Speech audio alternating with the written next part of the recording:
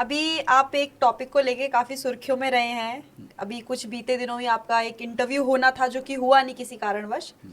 तो वो क्या पूरी स्टोरी थी? आईआईटी बाबा से आप लोग मिले, आप थे और बाकी कई और धर्मगुरु वहां पर मौजूद थे, जहां पर पहले से आईआईटी बाबा बैठे हुए थे। पर ऐसा क्या हुआ कि अचानक सारा सब कुछ बिगड़ गया और सब उल्टा हो गया? मैं दो चीज आपको बता दूं दीपांशु जी। हाँ। आईटी बाबा का मैं पहले एक और चीज आपको बताता हूँ।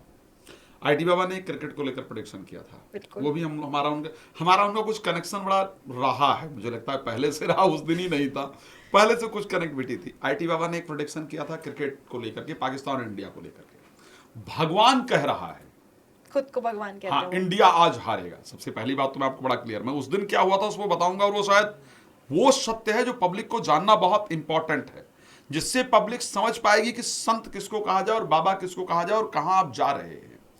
तो उन्होंने कहा इंडिया हारेगी, और उस दिन भगवान ने कृपा किया कि इंडिया जीत गई। सबसे पहले बता दूं, अगर इंडिया उस दिन मैच हार गई होती तो आज बाबा 150-200 करोड़ के मालिक हो चुके होते। बाबा का मंदिर होता, पक्का बता रहा। भक्त बाबा के जो चरणों में पड़े वो होते। बंदा जो आईटी छोड़कर आया था, जो 36 लाख की पैकेज छोड़कर आया था, मैं कंफर्म कह सकता हूं कि वो बंदा बड़ा समझ के आया था और वो होता उसके साथ। खैर, मैं बुराई भलाई नहीं कर रहा हूं। अब मैंने क्यों क्रिकेट का नाम क्यों लिया, मैंने भी प्रेडिक्शन किया था क्रिकेट को लेकर। अच्छा।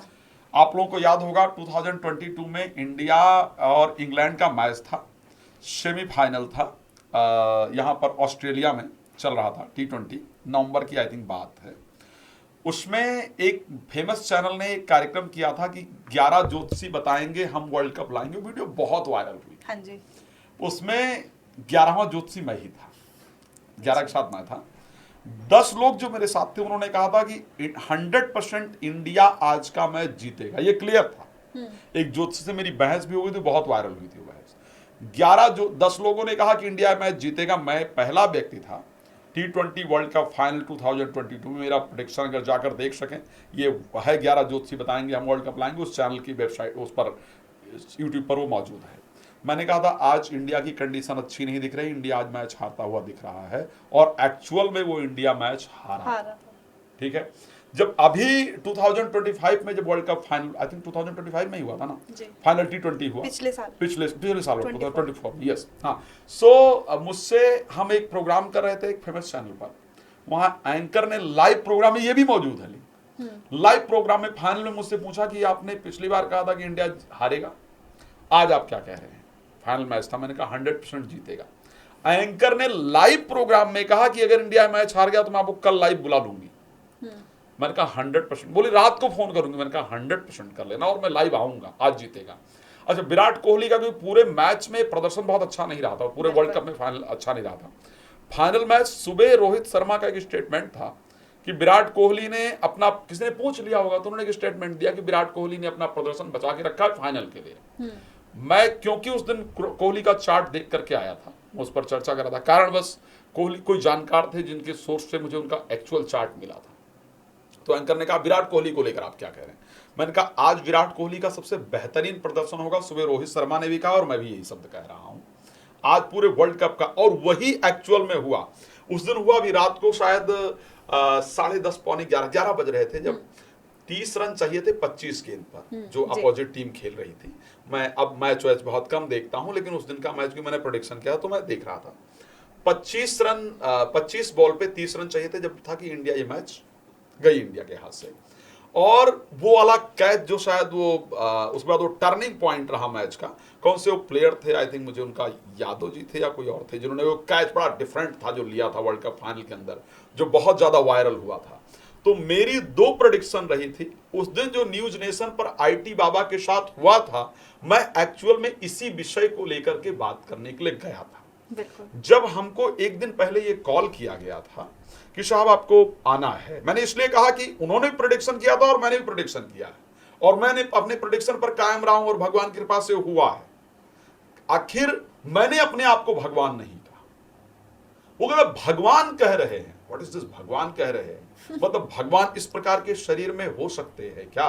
उन्होंने कहा आज देखते हैं भगवान बड़ा है या प्लेयर। भगवान बड़ा है या प्लेयर नहीं। उसने 2-3 स्टेटमेंट और गलत दिया है। मैं इन्हीं सब चीजों को लेकर के, मुझे आईटी बाबा, जब कोई व्यक्ति इतना पढ़ लिख करके, जब मैंने शुरू में सुना था ना, तो मुझे लगा कि इतना पढ़ लिख करके आदमी आया, कितना शानदार है। मजा आएगा इस व्यक्ति के साथ बात करके। कोई पढ़ा लिखा व्यक्ति स्पिरिचुअलिज्म के अंदर आया, धर्म के अंदर आया है, ये मेरे धर्म के लिए एक फक्र की बात है, एक गर्व की बात है। और मैं उससे जाकर कुछ शास्त्रार्थ करूंगा, कुछ चर्चा करूंगा, मुझे भी कुछ सुनने को मिलेगा।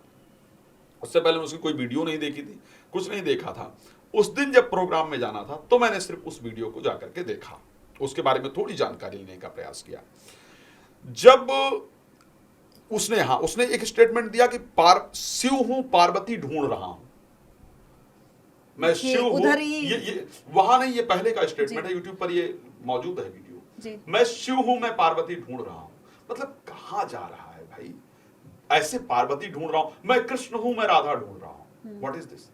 उसकी खुद की प्रेम का धोखा देकर चली गई, तो मतलब आप ऐसे ऐसे करोगे? ये तो अपमान है ना। तो इस प्रकार के इसी चीजों पर प्रश्न का वो था। एक दिन पहले जब कॉल आया कि साहब ऐसे से एक शो है जिसमें आपको बुलाना है, और न्यूज नेशन की तरफ से आया था, आप सब लोग जानते हैं उस चैनल को।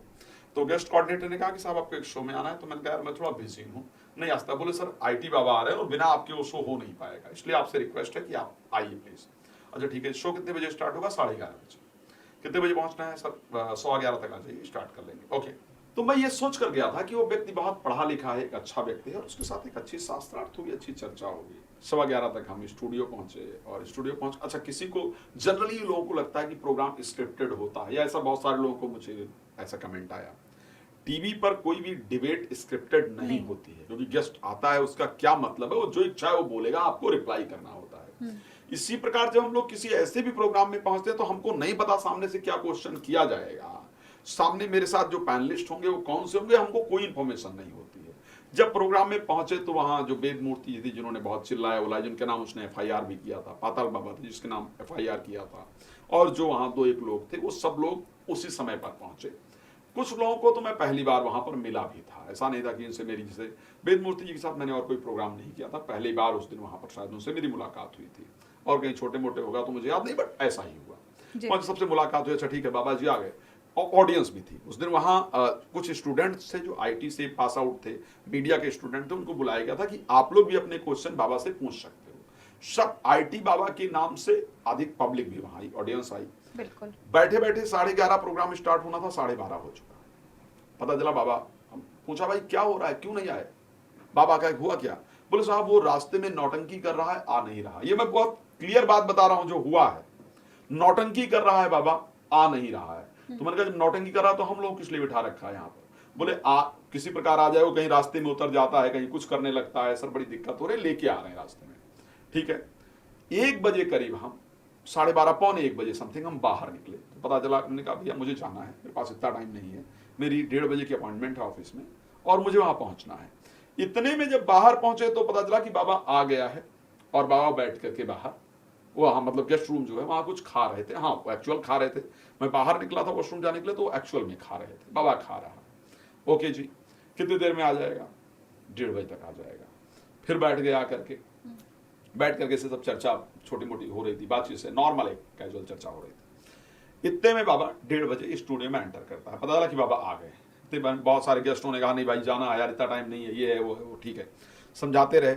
बाबा ने जैसे ही स्टूडियो में एंटर किया, पब्लिक को देखा, वापस चला गया, बोला नहीं नहीं मुझे प्रोग्राम नहीं करना, ये किस लिए बुला रखे, इनको हमें चाहिए नहीं, भगवान को, हमको नहीं प्रोग्राम करना। अच्छा। उतने देर तक प्रोग्राम के एंकर थे रोहित रंजन। रोहित रंजन पाखंड प्रोग्राम करते हैं और बहुत अच्छा करते हैं। तो प्रोग्राम के एंकर थे रोहित रंजन, बोले ये सब क्या है, ये मुझे नहीं चाहिए, फालतू मुझे नहीं करना, और एंकर फीमेल लेके आओ, मेल एंकर मुझे चाहिए नहीं। अच्छा, ये हुआ है स्टूडियो में, कंफर्म हुआ है। मेल एंकर हमने देखा वीडियो में, तो फीमेल एंकर थी वहां पर मौजूद। मेल एंकर, अगर उससे पहले किसी बच्चे ने अगर वहां की वीडियो बनाई होगी, मेल एंकर था, और ये मैं कह रहा हूं कंफर्म किया जा सकता है। ठीक है, एक ही पोडियम लगा था जिस पर मेल एंकर रोहित रंजन थे। उनको कहा गया था कि वो बाबा भाग जाएगा, सुनेगा नहीं जल्दी, इसलिए आप सब लोग अंदर ही रहोगे। आप सोचो उस बाबा के इंतजार में हम लोग 11:30 बजे स्टूडियो में एंटर करने के बाद 1:30 बजे तक बैठे रहते हैं। 1:30 बजे बाबा एंटर करता है, और 1:30 बजे एंटर करने के बाद मुझे नहीं करना है ऑडियंस प्रोग्राम, इनको हटाओ। आप भगवान हो, आप संत हो, संत के लिए दुनिया बच्चा होता है और क्या होता है, बिल्कुल आपको क्या लेना यार। मैं सिंपल सी बात कर रहा हूं, आप हैं, आपसे मैं, आप कुछ नहीं जानती, वेद नहीं जानती, शास्त्र नहीं जानती, आप कहते हैं मैं भगवान का ध्यान करती हूँ, पूजा करती हूँ। मैं आकर के आपसे कुछ खराब क्वेश्चन पूछ रहा हूं, आप कैसी पूजा करती है बताओ, तो आप बोलेंगे देखिए मैं सुबह उठती जी। हूँ, माला लेती हूँ, माला लेकर जप करती हूँ, बाकी मुझे कुछ नहीं आता है, मेरा इतना ही तरीका और मुझे इसी से भगवान मिलता है, बिल्कुल। बाकी वेद शास्त्र मैंने नहीं पढ़ा, ये बोलेंगे ना। ये तो नहीं कहेंगे भगा दो इनको, मैं इनसे बात नहीं करूंगी, ऐसा तो नहीं बोलेंगे ना। बिल्कुल। वो जो बच्चे आए हैं, क्या वो बच्चे भगवान के नहीं हैं? सब में भगवान का अंश हाँ, है। क्या वो बच्चे आपके फैन नहीं है? क्यों उठवा दिया आपने उन बच्चों को? सबसे पहले तो उन बच्चों को उठवा दिया गया, चलो बच्चे उठकर चले गए। हम लोगों को बोला गया कि सर आप लोगों से बात करने के लिए मना कर रहे हैं, तो आप लोग नहीं बात करेंगे। तो मैंने कहा ठीक है जी, हम लोग चले जाते हैं। बोले नहीं सर, हम चाहते हैं कि कुछ क्वेश्चंस आप लोग से लिया जाए, कुछ क्वेश्चंस आप लोग बाबा से, धर्म से रिलेटेड जो चीजें हैं वो पूछें। तो इस कारण से आप लोग गेस्ट रूम में बैठिए, आप लोग चाय पीजिए प्लीज, तब तक प्रोग्राम स्टार्ट करते हैं। उनको बाबा को मनाया जा रहा है, ये सत्य है, ये मैं भगवान को साक्षी करके ये शब्द कह रहा हूं कि ये सत्य है। बाबा को मनाया जा रहा है। अब बाबा को मना करके बिठाया गया है प्रोग्राम में, प्रोग्राम स्टार्ट हो रहा है। इतना करते करते बज गए 2:30, 11:30 बजे हम लोग स्टूडियो पहुंचे हैं, 2:30 बज गए। 2:30 बजे में क्या हो रहा है भाई, छुट्टी कर दो यार, निकलना है, गाड़ी लगवा दो, हम चले जाएंगे। बोले नहीं नहीं सर, बस 5 मिनट करते करते 3 बज गए। 3 बजे जब हुआ तो ये हुआ कि प्रोग्राम स्टार्ट हो चुका है, 5 मिनट में आप सबकी एंट्री होनी है, आप लोग कैमरे के साथ ही एंटर करेंगे।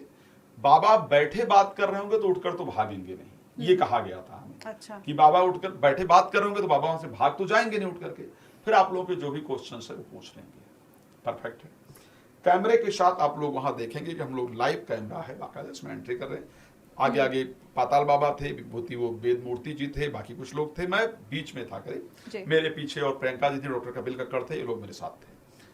जब वो लोग एंटर किए, मेरे हाथ में गन माइक था, कुछ लोगों के हाथ में कॉलर माइक जो है वो लगा हुआ था। तो उन लोगों ने, वेद मूर्ति जी ने कुछ, हाँ आपने ये प्रेडिक्ट क्यों किया, क्रिकेट पर ये क्यों, वो लोग कुछ बोलते रहे। जब वो बाबा ने जैसे ही हमको देखा, वो उठ के खड़े हो गए और इंस्टाग्राम पे साथ साथ लाइव कर रहे थे। हाँ, उन्होंने कहा कि मैं इसीलिए लाइव आया था। हाँ, इसीलिए इंस्टाग्राम पे लाइव भी साथ साथ कर रहे थे। बाबा उठ कर, नहीं इनको क्यों बुलाया, इनका क्या मतलब है, किस लिए इनको बुलाया है? अरे यार हम लोग मुगल थोड़ी ना है भाई, हम लोग भी धर्म से संबंधित हैं, कैमरा चल रहा है, जो क्वेश्चन आपसे पूछा जाएगा, यस आपसे जो क्वेश्चन पूछा जाएगा भाई वो धर्म से रिलेटेड ही पूछा जाएगा। जब वो उठकर चलने लगे तो मैंने उनको एक शब्द कहा, माइक मेरे पास है, मेरी आवाज कहीं म्यूट नहीं की गई, आप पूरे प्रोग्राम में देखेंगे, मैंने म्यूट करने लायक कुछ बोला ही नहीं था। मैंने कहा देखो बाबा, आप सनातनी हो, सनातन से रिलेटेड क्वेश्चन ही आपसे पूछा जाएगा, आपसे कोई ऐसा क्वेश्चन नहीं पूछा जाएगा जो सनातन से अलग हो, जो आप चाहेंगे वैसा क्वेश्चन पूछा जाएगा। अगर आप प्रोग्राम से उठकर भाग जाओगे क्योंकि आपने गलत प्रेडिक्शन भी किया है, तो लोग आपको पाखंडी कहेंगे। हम नहीं चाहते कि आपको लोग पाखंडी कहें, ये मैं माइक पर कहते हुए सुना जा सकता हूं। जब इतना मैंने कहा तो मुझे लगा कि शायद अभी एज कम है या डर रहे होंगे, तो जब वो उतरने लगे तो मैंने उनका हाथ पकड़ा, मतलब हाथ पकड़कर मैंने जैसे कि आप बैठ जाओ भाई, किसी का आप हाथ पकड़ते हैं बैठ जाओ, परेशान मत हो, बैठ जाओ। मैंने जैसे ही हाथ पकड़ा कि आप बैठ जाओ, मुझे नहीं पता कि उस व्यक्ति के हाथ में वो कॉफी, मतलब विचार सोच करके लेकर उठे थे, क्योंकि किसी को भागना है तो कॉफी लेकर क्यों उठ रहा है भाई, या क्या था, बस वो कॉफी उन्होंने घुमा करके मेरे ऊपर ढाला और उसके हाथ में माला जब के हाथ रखने के लिए एक वो होता है, डंडा होता है, उससे उन्होंने मारा और एक कोहनी मारी और निकल गए। अच्छा, मैं ये कंफ्यूज था कि मुझे इतनी गर्मी क्यों लग रही मैंने चाय का वो कप नहीं देखा था, मुझे ये नहीं पता था। मैंने कहा ये क्या चमत्कार है, बाबा के हाथ में ऐसा क्या था कि उसके हाथ लगने से मेरे शरीर में इतनी तेज गर्मी लगी है। इस डंडे में ऐसा क्या था, मुझे लगा कोई इलेक्ट्रिक वाला डंडा 2 सेकंड के लिए तो चमत्कार। मैंने कहा कोई इलेक्ट्रिक वाला, आपने देखा होगा मैं उसके पीछे नहीं भागा था। हाँ। कोई इलेक्ट्रिक वाला डंडा क्या जिससे उसने मार दिया कि जिससे मेरे मतलब गर्मी लग रही है। इतने में रोहित रंजन जो एंकर थे वो, और वो बच्ची, मुझे उसका नाम याद नहीं, तो पानी लाकर डालने, बोले जले तो नहीं, मैंने कहा था क्या यार, उन्होंने चाय डाला मैं फिर तब तक देखा कप नीचे टूटा हुआ पड़ा हुआ था और वो चाय, तो मैंने कहा पानी डालो जल रहा है तो फिर उन्होंने पानी की 2 बोतल डाली, तो जनरली वो थोड़ा सा रिलीफ मिला। फिर वो जाकर के कोने में बैठ गए। एक्चुअल में उस स्टूडियो में कोई लॉक नहीं है, उन्होंने कहा मुझे यहाँ बंद कर दिया है। हाँ, बहुत चिल्लाते हुए दिखाई बंद कर दिया है मुझे यहाँ, सब इन्होंने देखो बंद कर रखा है। स्टूडियो में लॉक नहीं है, उसमें कोई कुंडी नहीं है जिससे किसी को बंद किया जा सके। ठीक है, तो फिर वो जाकर कोने में बैठ गए। फिर वहां जाकर के वो एक लेडी थी, मुझे उनका पूरा नाम याद नहीं है, कुछ करके साध्वी कुछ नाम था उनका। जी जी। तो वो उनके ऊपर की मतलब ऐसा क्यों किया वैसा क्यों किया। मैंने जाकर सिर्फ सिंपल कहा कि यार चाय क्यों डाला भाई संत का ये लक्षण तो मेरे ऊपर चाय क्यों डाला।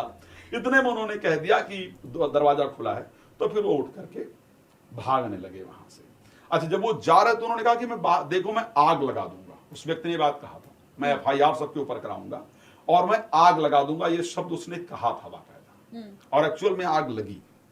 तो उठकर जब गए तो पीछे वेद मूर्ति जी इत्यादि उनके पीछे दौड़े। मैं नहीं गया था, मैं स्टूडियो में खड़ा था, मेरे ऊपर चाय डाल गया था तो मैं खड़ा था। अब वो लोग वहां बाहर जाकर के यस उन लोगों ने बहुत चिल्लाया उल्लाया कि आप पाकिस्तान के एजेंट हो, ये हो वो, मुझे वो ठीक नहीं लगा।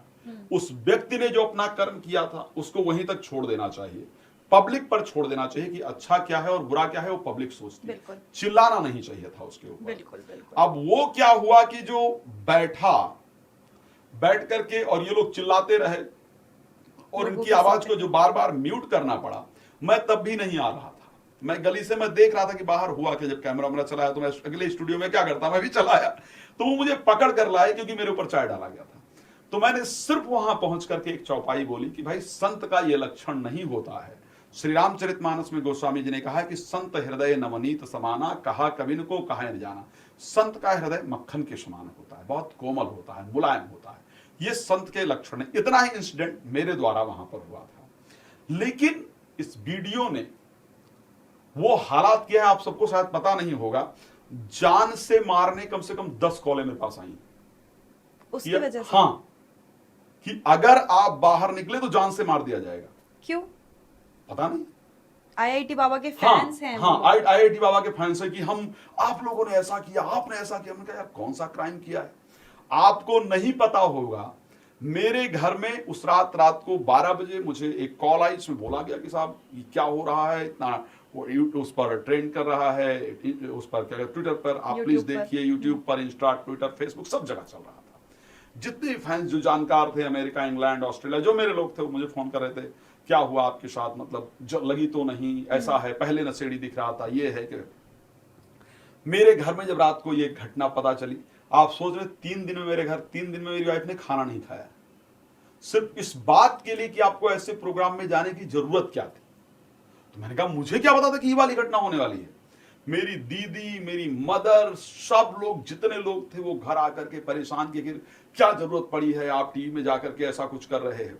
वो वीडियो इतनी, मेरी पत्नी ने तो यहां तक मुझे कहा कि अब तक मैं किसी को कहती थी कि ये मेरे पति हैं, मुझे फक्र होता था, गर्व, अब मुझे कहने में शर्म आती जब लोग कहते हैं कि ये हाल। उनकी तरफ सिंपैथी काफी मिल गई ना लोगों को। उसमें क्या हुआ, बड़ा सिंपल बता रहा हूं मैं। मुझे जब मुझे कहता है तो मुझे लगता है कि न्यूज नेशन को टीआरपी मिली, कंफर्म है। बिल्कुल। बाबा जो क्रिकेट पर खराब प्रेडिक्शन करके फंसे थे, उससे उनको सिंपैथी मिल गई दोबारा कि लोगों ने उनको गाली दिया, और हम लोगों को बिना वजह बहुत सारी गालियां मिल गई। पर क्योंकि वो जो बाकी धर्मगुरु थे उनका व्यवहार ठीक नहीं था, उस बिहेवियर के चक्कर में बिल्कुल शायद मुझे भी जो वो बिहेवियर मुझे भी अच्छा नहीं लगा। बाद में जब मैंने वो वीडियो देखा तो मुझे लगा कि मैं नॉर्मल पब्लिक की तरह मैं भी देखता तो मैं भी यही बिहेव कर रहा होता। नॉर्मल पब्लिक को ये बात, खैर मैं आपको एक इंफॉर्मेशन दे दूं, गांजा की, फिर उसमें आप लोगों को पता होगा शायद 2-3 दिन पहले की न्यूज थी, जयपुर में उसने सुसाइड करने के लिए कहा, पुलिस छानबीन के लिए पहुंची, उसने कहा मैं सुसाइड कर लूंगा। पुलिस छानबीन के लिए पहुंची है, और छानबीन के लिए पहुंची तो वहां जाकर के उसके कमरे में गांजा इत्यादि मिला। उसने स्वीकार किया कि मैंने गांजा पी रखा था और गांजा पी करके मैंने ऐसे शब्द बोल दिया है। तो अब अगर इस प्रकार का बिहेवियर, क्या गांजा पीने वाले को हम भगवान मान सकते हैं क्या? तो ये परिस्थिति हुई। लेकिन मुझे कई बार अजीब लगता है कि हमारी जो पब्लिक है हमारी ना, अगर व्यक्ति अच्छा शराब पीकर भी और थोड़ी देर ध्यान में माला वाला भभूति वभूति लगाकर बैठ जाए ना, तो कंफर्म है कि हमारी पब्लिक उसको भगवान मान लेगी। वो किसी ने एक शब्द कहा था कि सरीके जुर्म यहां हर किसी के चेहरे हैं। अब इसका इंसाफ किससे कराया जाए? अब इंसान को इंसान बनाया जाए या फिर नया भगवान बनाया जाए? तो मुझे लगता है कि प्रतिदिन आज भगवान बनने के लिए आपको भगवान जैसा बनना इंपॉर्टेंट नहीं है, बस आप कुछ नाटक करना शुरू कर दीजिए, आप भगवान हो सकते हैं। सो ये परिस्थिति में, खैर इस घटना ने जितनी पीड़ा दी है, 3 दिन मैं अपनी सोशल मीडिया पर लाइव नहीं गया, सोशल मीडिया पर मेरे पर पता नहीं जो लोगों के जो मन में आया मेरे पर लिखा जा रहा है, क्योंकि सोशल मीडिया में जितने लोग वहां थे सबसे फेमस मैं था, सबसे ज्यादा फॉलोअर मेरे थे। लोगों ने मुझे जो मर्जी आया, लोगों ने लिखना शुरू किया, सर आज तक आपको हम फॉलो करते थे, आपकी हर बात अच्छी लगती थी, आज से अनफॉलो कर रहे हैं, आपको ये कर रहे हैं। अब मैं किसको किसको एक्सप्लेन करता हूँ भाई। आपको आके वो स्टोरी बतानी चाहिए थी ना कि कि मैं तो मेरी- यही सोच रहा था, हाँ। गरम गरम लग क्या रहा है। कि मेरी गलती नहीं है, मेरा कुछ नहीं है भाई, उस बाबा से जाकर पूछो। लेकिन कसम से कह रहा हूं, जितने लोग भगवान मानते हैं उस आदमी के साथ 2 दिन अगर बिता लें, मैं गारंटी दे रहा हूं, अगर 2 दिन किसी ने बिता लिया तो मैं मान लूंगा वो भगवान, जो उसकी हालत है। मैं सिर्फ थोड़ी देर के लिए, मैंने चैनल के गेस्ट कोऑर्डिनेटर को बाद में फोन करके बहुत झाड़ा, तब कोऑर्डिनेटर ने मुझे बताया कि सर वो नीचे गांजा पी कर आया था। मैंने कहा तुम्हारा दिमाग खराब हो गया है? हाँ? जब वो गांजा पी कर आया था आप लोगों ने मुझे बताया आखिर क्यों नहीं? उसके बाद मैंने मना कर दिया कि मैं आपके शो में आऊंगा नहीं। बातचीत चली, उनके बहुत शो है, लेकिन मैं गया ही नहीं उसके बाद। तो ये सब ऐसी चीजें उस दिन की रही हैं जिन्होंने शायद हम लोगों को बहुत कुछ सिखाया है, बहुत पीड़ा। मैं सत्य बता दूं, मैं टीवी, उसके बाद मुझे मेरे घर पे कह दिया गया कि मतलब शायद मेरे वाइफ को 3 दिन सरदर्द की दवाई खानी पड़ी है, और ये कह दिया गया कि आप किसी टीवी प्रोग्राम में नहीं जाएंगे। अब जब भी मैं किसी टीवी प्रोग्राम में जाता हूँ झूठ बोल करके जाता हूँ, क्योंकि धीरे धीरे आपको टीवी की आदत लग जाती है, आप डिबेट में, क्योंकि मुझे बहुत भगवान कृपा है बहुत लोग बुलाते हैं, सो झूठ बोल करके आना पड़ता है। तो शायद वो जो सच्चाई थी वो कुछ डिफरेंट थी। मैंने बाकी कुछ चैनल में जब उनके बारे में सुना, मैं सच्चाई बताऊं, मैं प्रभावित हूं उनसे था। इतना पढ़ा लिखा व्यक्ति अगर कोई आया तो मुझसे प्रभावित था, लेकिन मेरी आस्था को ठेस पहुंची है, मैं ये कन्फर्म कह रहा हूं। जो मैंने उस व्यक्ति के बिहेवियर को देखा, अगर किसी को लगता है कि वो संत है तो श्री रामचरितमानस उठाए, उत्तरकांड में संत का लक्षण लिखा हुआ है, उसको पढ़ ले, और जिसको लगता है कि वो संत है वो मेरे साथ बैठ करके संत पर शास्त्रार्थ कर ले। अगर वो मुझे जवाब दे पाएगा कि वो संत है तो मैं मान जाऊंगा। संत के लिए मैं इस क्राइटेरिया की बात ही नहीं कर रहा हूं कि वेद पढ़ा होना चाहिए, शास्त्र पढ़ा होना चाहिए, रामायण, मैं उसकी बात ही नहीं कर रहा हूं। जो एक गंवार संत के लक्षण होने चाहिए मैं उसकी बात कर रहा हूं। मैं सबरी की बात कर रहा हूं, मैं मीरा की बात कर रहा हूं, मैं रहीम की बात कर रहा हूं, मैं कबीर की बात कर रहा हूं, मैं तुलसीदास की बात कर रहा हूं। अगर मेरे रहीम, कबीर, वाल्मीकि, तुलसीदास इन जैसे एक भी लक्षण मिल जाएंगे मैं संत स्वीकार करूंगा। तो मतलब संत तो दूर की बात, आपको ये लगता है कि आईआईटी बाबा मुझे में ज्ञान भी है या नहीं? मेरे से उसके बाद चैनल ने कहा कि आपको क्या लगता है ऐसे व्यक्तियों पर क्या कार्रवाई होनी चाहिए? मैंने कहा कोई कार्रवाई नहीं होनी चाहिए। मुझे लोगों ने कहा कि आपको एफआईआर करना चाहिए, आपके ऊपर तो चार्ज डाला। मैं कहा एफआईआर करो? वो बेचारा जो अपने मस्तिष्क में है ही नहीं, उसको जेल या सजा की जरूरत नहीं, उसको अच्छे इलाज की जरूरत है। अच्छे इलाज के बाद उसको नॉर्मल जिंदगी की तरफ, उस बच्चे ने, मैं अभी मेरी सिंपैथी है उसके प्रति भाई, उस बच्चे ने जीवन में बहुत बुरा समय देखा है। उसने अपने माता पिता की स्टोरी बताई कि मैंने बहुत बुरा समय देखा है। तो अगर किसी ने बुरा समय देखा और उस कारण उसके मस्तिष्क में ऐसी परिस्थिति आई है, अगर वो पूरे होशो हवास के अंदर संत हो तो मुझे कोई गड़बड़ ही नहीं है। लेकिन जिस मानसिक पीड़ा से वो गुजरा है और फिर जिस प्रकार की परिस्थिति में है, फिर क्या होगा आपको पता है कांसी जी। कल वो कुछ ना कुछ गलत करेगा, और मैं आपके चैनल पर प्रेडिक्ट कर रहा हूं विद इन 6 मंथ आप देखिएगा कोई ऐसी हरकत। अभी तो 2 दिन पहले आपको गांजा की हरकत मिली, होटल में इस प्रकार की हरकत मिली। एक और वीडियो मुझे किसी ने भेजा है जिसमें वो किसी को बड़ा उल्टा सीधा बोल रहा है, वो चल रहा है, मेरे पास उसकी लिंक मौजूद है। मुझे उन्होंने कहा कि सबको शेयर करो, मैंने कहा ये मेरा काम नहीं है। बिल्कुल ठीक है, तो विद इन 6 मंथ आपको कोई ऐसी हरकत जरूर नजर आएगी जो बहुत खराब होगी। ठीक है, तब आप क्या करेंगे? हम ऐसे ही लोगों को ऊपर बढ़ाते हैं तो फिर कोई राम रहीम बन जाता है, कोई आसाराम बन जाता है, और फिर हम कहते हैं कि नहीं जी हमारी आस्था को ठेस पहुंच गई है। तो पहले जानो तो कि वो संत है भी या नहीं है। अब 6 महीने बाद भगवान ना करे कुछ ऐसा वो हरकत कर देता है, किसी के साथ कुछ कर देता है, उसके बाद आप क्या करेंगे? फिर आपकी आस्था कहां चली जाएगी? फिर आप क्या कहेंगे? फिर आप जिसको भगवान माने बैठे थे, जिसको मैंने इसलिए किसी को रिप्लाई नहीं किया। मेरे सोशल मीडिया पर लोगों ने मुझे गाली दिया। मुझे पता है कि मैं 6 महीने, जब वो घटना कहीं ना कहीं, और वो जल्दी जितना वो कर रहा है उसके अकॉर्डिंग बहुत जल्दी नजर आएगी, तो फिर आप क्या करेंगे? बिल्कुल। तो जो मैंने महसूस किया वो शायद मुझे लगता है संत वाले लक्षण तो नहीं महसूस किया। काफी कुछ बैक एंड स्टोरी पता चली आपने जो भी बताया उस दिन, क्योंकि जो देखा लोगों ने सिर्फ उसके अकॉर्डिंग अपने थीसिस बनाई, उसके अकॉर्डिंग अपनी सोच को बना करके वो कभी बैठे भी थे। एक तरफ की चीजों को सुन करके करना ही नहीं चाहिए, है ना। कई बार आप जो देखते हैं उस प्रकार की परिस्थिति नहीं होती, तो शायद उस मामले में ऐसा ही था। क्या पता आज आपकी बातें सुन करके लोगों का वो अंधविश्वास वो वाला लोग- जो है दूर हो। लोगों के ऊपर डिपेंड करता है, लेकिन मुझे लगता नहीं बहुत ज्यादा दूर होगा। तो 6 महीने बाद हो जाएगा। चेक करते हैं। बहुत जी, बहुत थैंक यू सर। धन्यवाद।